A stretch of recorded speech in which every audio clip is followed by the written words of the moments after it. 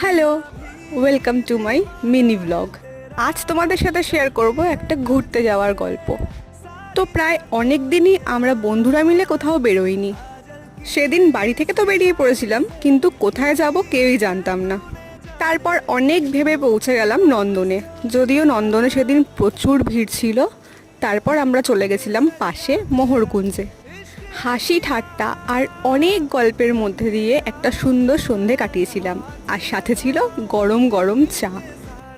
এরপর বাইরে দাঁড়িয়ে বেশ কিছুটা সময় আমরা অপেক্ষা করছিলাম অন্য এক বন্ধুর জন্যে। সেই আসার পর আমরা চলে গেছিলাম রেস্টুরেন্টে।